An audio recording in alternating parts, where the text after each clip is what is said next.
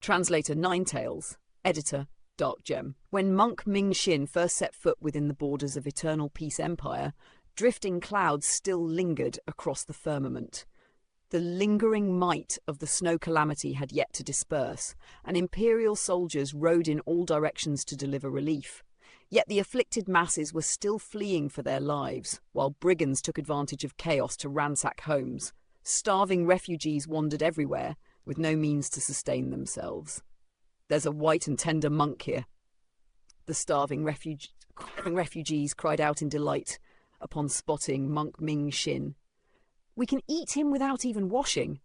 At once he turned and fled. The famine-stricken crowd, long deprived of grain, gave chase but could not catch him and had no choice but to abandon pursuit. One among them complained, "I told you not to shout.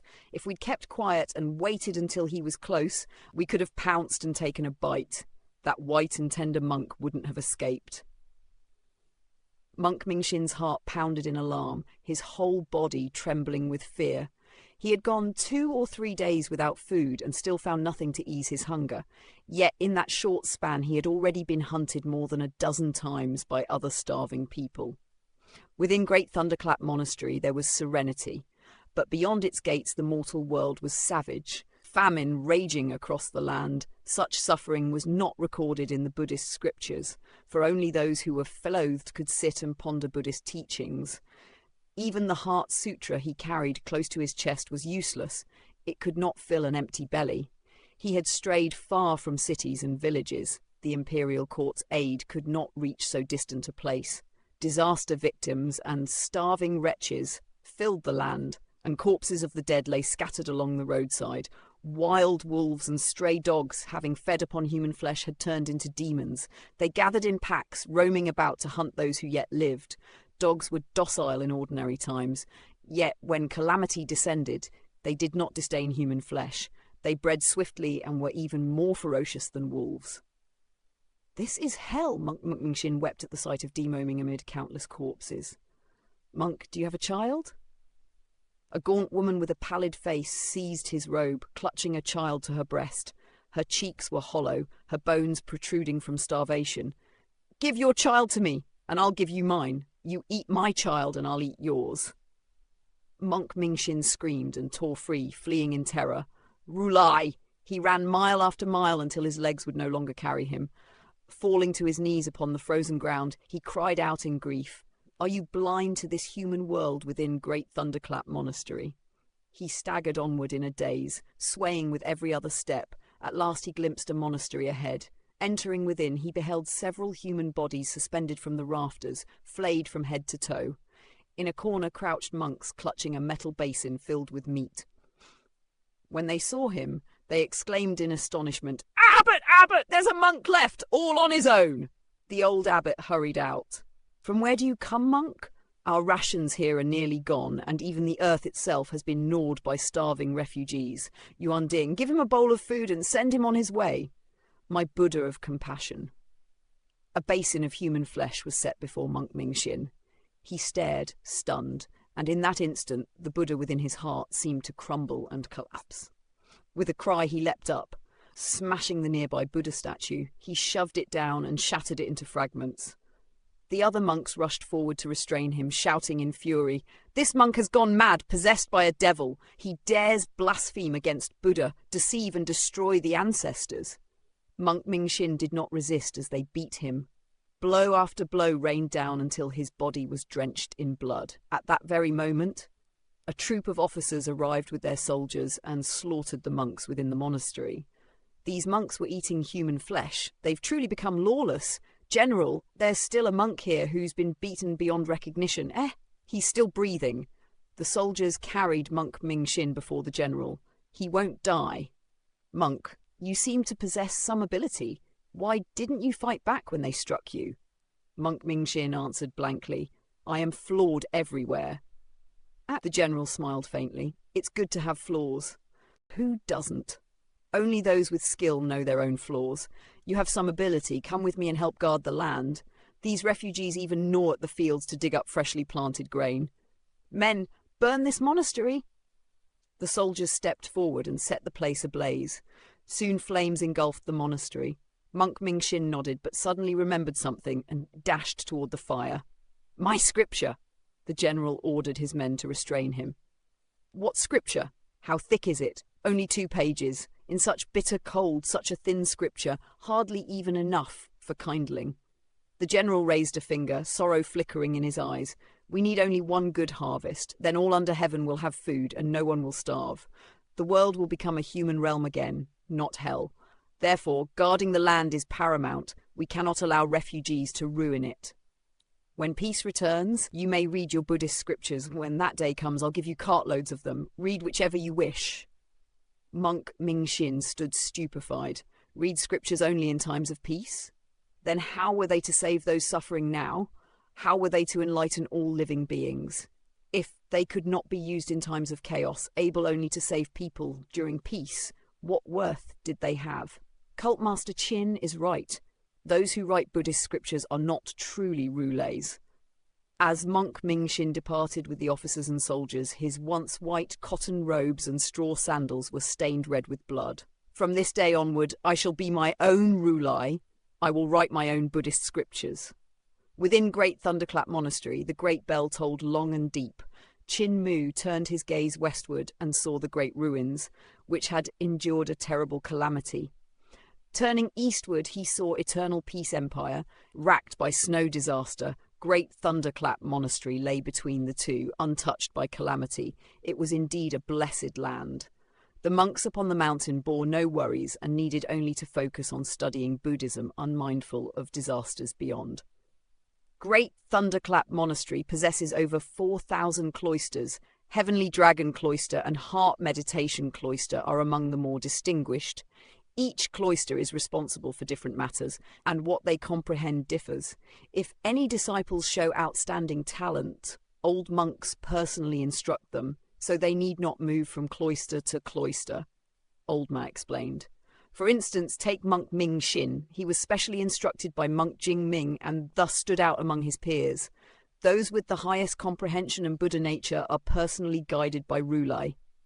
Qin Mu looked down from the heights. The mountain peaks resembled lotus petals, encircling the central golden summit. Tens of thousands of temples and monasteries dotted the slopes, incense smoke curling heavenward. Great Thunderclap Monastery indeed has its merits. It bears some resemblance to a Tace imperial preceptor in its method of teaching disciples, Qin Mu remarked with a nod. Old Ma led them around the mountain to view its wonders. At length he guided them before a majestic pagoda. The first heaven of Heaven's Cloister is Yamaraja Cloister. The second heaven is Sagara Nagaraja Cloister, representing a mental state in Rulai's Mahayana Sutra. If you ascend to the utmost realm, you will find Sakra Cloister and Brahma Cloister. Counting from the top, Brahma Cloister is the first heaven. Qin Mu lifted his head, deeply shaken. The pagoda towered in sublime grandeur, as though rising above mountains and rivers. They entered and arrived at Yamaraja Cloister. Several young monks were cultivating Rulai's Mahayana Sutra. An old monk stepped forward and greeted. "Ma Wangshen, we merely wish to look around." The old monk hesitated. "This is where we cultivate Rulai's Mahayana Sutra." At that moment, another voice spoke. "Senior brother, our Buddha has said there is nothing to conceal in Great Thunderclap Monastery. They may go anywhere." The old monk turned and said at once, "Fozi." A young monk approached and saluted Old Ma. "Senior brother." He then bowed to Qin Mu. "Cult Master Qin." Qin Mu returned the courtesy with a smile. "So, it is Fozi Foshin. I saw you once outside Imperial College, though we did not exchange words." The monk's head was smooth and round, his bearing precious and serene. His eyes shone like jewels, his earlobes full as droplets of water. A red mark adorned the centre of his brow, lending him an extraordinary presence. He was none other than Fozi Foshin. Fozi Foshin had once followed old Monk Jingming to blockade the gates of Imperial College. Qin Mu had gone to observe, yet as the young patriarch offered him no benefit, and he still had to paralyze the Green Bull, no clash occurred. When Imperial Physician Yu and the others had paralyzed Imperial College, Si Yunxiang slipped out to challenge him and forced Fozi Foshin to retreat after defeat. Fozi Foshin studied Qin Mu. Though this heavenly devil cult master appeared courteous and refined, his gaze was piercing and invasive. A wild, unruly aura burst from his eyes, stabbing into the depths of others' hearts. Foshin's heart trembled. The devil nature in this man runs deep. Foshin said to the old monk, "Rulai has said it matters not if we show cult master Chin Rulai's Mahayana Sutra. Without Buddha nature, none can cultivate our monastery's Mahayana Sutra. Moreover, senior brother Ma himself once used it. If he wished to teach cult master Chin, he would have done so long ago. Two benefactors and senior brother Ma, please study as you wish." The old monk relaxed and resumed explaining the marvels of the first heaven, Yamaraja heaven, to the young monks, no longer troubled by Chinmu's presence. After a short while, Chinmu grasped something. Drawing upon what he had heard of Rulai's Mahayana Sutra, he felt cold and heat coursing through his body, as though he had descended into hell and become Yamaraja. Foshin saw precious rays of light burst forth from the youth's body, and his heart quivered. Buddha rays! He has comprehended the first heaven of Rulai's Mahayana Sutra merely by standing here? Does he possess Buddha nature? But is he not a devil? Old Ma also saw the sudden eruption of Buddha rays and said, "Mu'er, you have attained the first heaven of Rulai's Mahayana Sutra. There is no need to linger here. Let us proceed to the next level." Chinmu followed Old Ma and Blind to Sagara Nagaraj cloister, with Fozi Foshin hurrying after them. An old monk here expounded the wonders of Sagara Nagaraja heaven. Before long, Fozi Foshin saw the Buddha rays upon Chinmu grow ever stronger. He was shaken to the core. Those steeped in devil nature could not cultivate Rulai's Mahayana Sutra. Chinmu, the heavenly devil cult master, a devil among devils, had ascended to the second heaven simply by listening for a short while. Was this not too astonishing? One must know that Foshin was named Fozi because he possessed the pure and limpid heart of a newborn. When he first arrived, he had swiftly cultivated Rulai's Mahayana Sutra to the fourth heaven, shocking Great Thunderclap Monastery. Thus he was honoured with the title Fozi. He had heard that Ma Wangshen's legend was similar. It was rumoured Ma Wangshen had cultivated to the fifth heaven in a single attempt. For this reason, old Rulai held immense expectations for him, grooming him as a successor. "The devil of heavenly devil cult cannot surpass me in Buddha nature," Foshin thought inwardly. Upon reaching the third heaven, Chinmu comprehended the mental state of Khandra from Rulai's Mahayana Sutra, cultivating Khandra heaven. Buddha rays blossomed behind his head, radiant as moonlight. Yet within Khandra cloister few monks had attained this realm. At the fourth heaven, Chinmu comprehended the mental state of Surya. Buddha rays flared behind his head like a blazing sun. He resembled an eminent monk who had attained the Tao. Translator, Nine Tails. Editor, Dark Gem. Foshin drew in a trembling breath, his chest rising and falling like a monk struggling to steady his chi. He too had shattered 4 heavens in succession, stepping into the mental realm of Surya. When he arrived at Maharishi Cloister, he had been unable to cultivate it immediately, yet, even so, such attainment was sufficient for him to be hailed as Fozi. Didn't this imply that Chinmu likewise possessed a Buddha heart and was in no way inferior to him? If Chinmu continued onward and broke through the mental state of Maharishi heaven, would that not mean this devil's Buddha heart surpassed even Foshin's own? How could a devil possibly harbour a Buddha nature greater than one who had devoted his life to Buddhism? Upon reaching Maharishi Cloister, Chinmu listened quietly to the chanting of the scripture. Before long, flames of radiant light unfurled from his body, flickering like golden lotuses blooming in the void. Foshin felt his mind explode with a thunderclap. His thoughts became muddled and chaotic. Chinmu, this devil, had actually leapt into the fifth heaven in one breath, an aptitude equal to Ma Wangshen's, the very same calibre of Buddha heart. How could this be possible? He was a devil. He was unmistakably a devil. How could he possibly cultivate Rulai's Mahayana Sutra? Fozi Foshin forced himself to regain composure. For 100 years he had been the monk with the highest aptitude and keenest comprehension, the one acknowledged to possess the finest Buddha heart. Never had he imagined that he would one day be outshone by a devil. When they arrived at Hariti Cloister, Chinmu was finally obstructed. He failed to cultivate the 6th heaven of Rulai's Mahayana Sutra. Foshin stood dazed. To have cultivated 5 heavens in one continuous flow was already the aptitude destined to become Rulai. If he were to convert to Buddhism, Master would most likely select him as the next Rulai. Phoshin's heart wavered as thoughts of gain and loss surged within. I cannot allow him to become Rulai's disciple. The next Rulai can only be me. Once such a thought was born, it took root like a devil's seed and could no longer be suppressed. Fozi, I have heard that the Eternal Peace Imperial Preceptor once came here. How many heavens did he cultivate? Qinmu suddenly inquired. Phosien steadied his breathing and replied, The Imperial Preceptor's visit was 100 or 200 years ago. I have heard from the senior monks that Rulai accompanied him then, and the Eternal Peace Imperial Preceptor comprehended 7 heavens in a short span. Qinmu recoiled in astonishment, shaking his head. As expected of a genius who appears once every 500 years, I cannot compare. Oldmar was equally astounded. The Eternal Peace Imperial Preceptor actually comprehended 7 heavens in a single go? Extraordinary. Had he entered Buddhism, he would have become Rulai. Had he entered a Tao sect, he would have become a Tao master. Had he entered your heavenly saint cult, he would have become the sacred cult master. Such talent, none can rival it. Blind also sighed in admiration. Cripple was not wronged when his leg was severed by him. Oldmar and Blind led them through every tier of the 20 Heavens pagoda. 2 or 3 days passed unnoticed as they ascended and descended through its levels.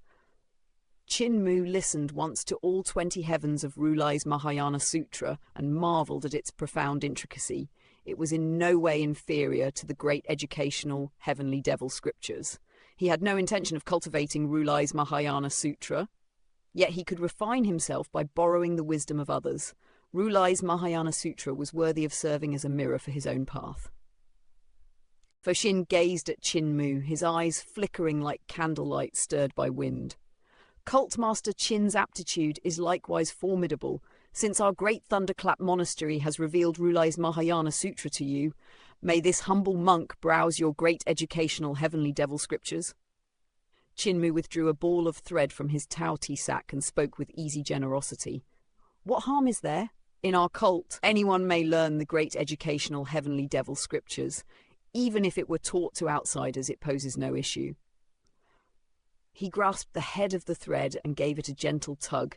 In an instant, countless words poured forth like a torrent, unfurling into the heavens and spreading across the sky. Qinmu concealed nothing and displayed the entire great educational heavenly devil scriptures before Phoshin.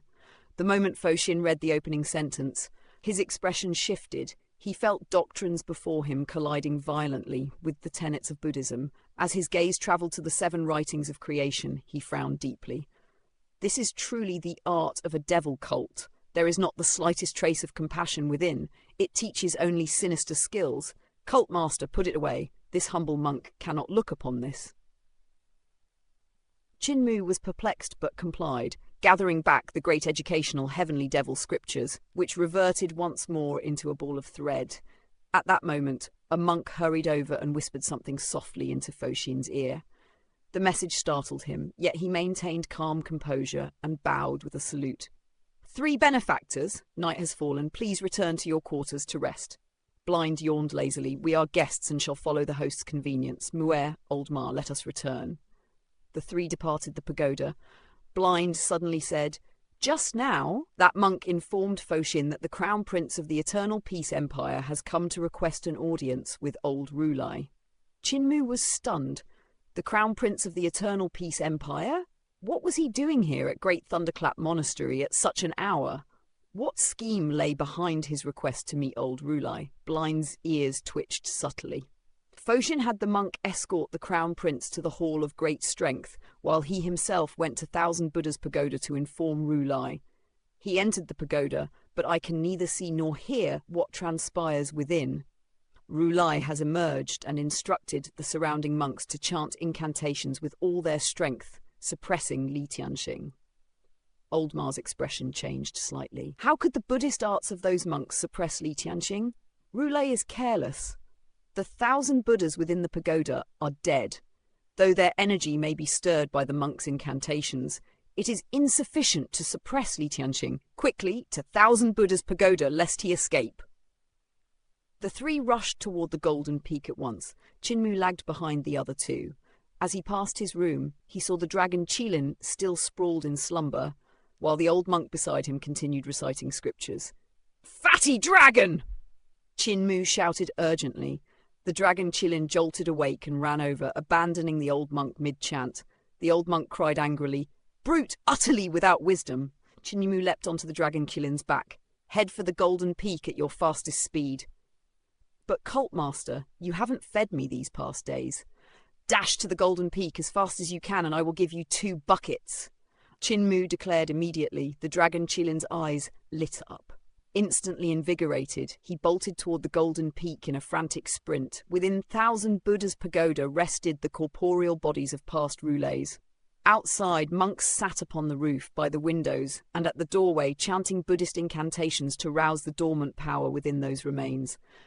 Through the corporeal bodies, the incantations transformed into written forms, vast and serpentine like mighty dragons. They surged and coiled, plunging into the space between Granny C's brows, suppressing and refining the heart devil, Li Qianxing, within her. Over the past days, old Rulai had personally led the monks, using the Buddha nature concealed within the corporeal bodies to suppress and refine Li Qianxing. The effects were already visible. Granny C awakened more frequently as Li Qianxing's primordial spirit had weakened significantly. This was why old Rulai had felt at ease departing, entrusting the task to the monks. After all, the many corporeal bodies of previous Rulais stood guard. Yet at this moment Granny C's pupils darkened to an abyssal black. She chuckled softly. A voice laden with intoxicating allure drifted from within the pagoda, like a lover murmuring sweet words at one's ear. That voice burrowed into the monks' ears, seeped into their hearts, and instantly their Buddha hearts fell into turmoil as devils were born within them. "Hold fast!" an old monk shouted sternly. "Do not listen to her voice."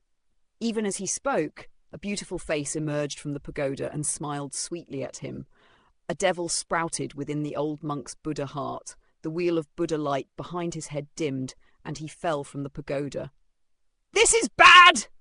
Another elder monk chanted the many names of Buddha and raised 2 fingers to pierce his own eyes, intending to blind himself so as not to behold Granny C's appearance. With unwavering resolve, he gouged out both eyes, yet gentle laughter reached his ears, worming into his Buddha heart and stirring it unbearably. Gritting his teeth, he stabbed at his ears, rupturing his eardrums so he could no longer hear her voice. Blood streamed over his shaven head as he loudly recited Buddhist scriptures, stirring the corporeal bodies of past roules within the pagoda. Blind and deaf, he did not know that monks were already falling one by one from the pagoda, crashing heavily onto the ground. Suddenly, he felt a soft, slender hand, lily-white and perfectly warm, caress his face and bald crown. The old monk's body trembled. The Buddha light behind his head scattered and vanished. He too fell from 1,000 Buddha's pagoda. Qin Mu urged the dragon Qilin to the Golden Peak and witnessed monks raining down, striking the earth one after another. Old Ma and Blind had already broken through the chaos, chasing after Granny C, who had escaped the suppression of 1,000 Buddha's pagoda. The 2 of them were astonishingly swift, vanishing in the blink of an eye. Even the dragon Qilin could only watch the dust trailing behind them, unable to catch up. Qin Mu was left stunned. "You too?" The Golden Peak lay in disarray. Old Ma and Blind had both rushed off, leaving him alone astride the dragon Qilin. The youth stood stunned for a moment before muttering resentfully, "I wonder whether Great Thunderclap Monastery will allow me, this heavenly devil cult master, to leave. It is not pleasant to be in the enemy's territory without an elder backing you." Just as old Rulai seated himself within the Hall of Great Strength, intending to converse with the Eternal Peace Crown Prince, a monk rushed in to report. "Revered one of the world, Li Qianxing has escaped." Old Rulai was startled and shook his head slowly. "I have underestimated him. I assumed that as a righteous devil cult master, he would disdain learning the arts of charm. I never expected he still held such methods in reserve. Since I cannot suppress and refine him, let the heavenly devil cult master depart the mountain." The Eternal Peace Crown Prince was astonished. "The heavenly devil cult master is within Great Thunderclap Monastery? Is he the palace grandee of my imperial court?" Old Rulai nodded. "It is he." The Crown Prince's eyes brightened with delight. "Buddha, this man is the heavenly devil cult master. one who has committed countless evils. He must not be released. Why not eliminate this scourge here upon the mountain?" Old Rulai shook his head. "He ascended the mountain to seek a favour from me, and thus I allowed him to remain. Since I could not grant his request, I must permit him to depart. Our great Thunderclap monastery cannot behave as devils do." The Crown Prince still wished to argue, but Fozi Foshin rose and said, "Revered one of the world, I shall escort Cultmaster Qin down the mountain." Old Rulai nodded and turned to the Crown Prince. "Crown Prince, this old monk understands your purpose and your designs. It is because this matter concerns all living beings under heaven that this old monk came in haste, allowing Li Tianxing to seize the opportunity. You have met Teacher Poor and the others, have you not?" The Crown Prince inclined his head. "They are no match for my father, so we earnestly request Buddha to lend aid." Old Rulai smiled faintly. "His Majesty's 9 Dragons Monarch technique has already been cultivated to its peak. Indeed, few can oppose him, but this old monk is one." At this moment, Fozi Foshin came to Qinmu. "Cultmaster Qin, the revered one of the world, has ordered me to escort you down the mountain."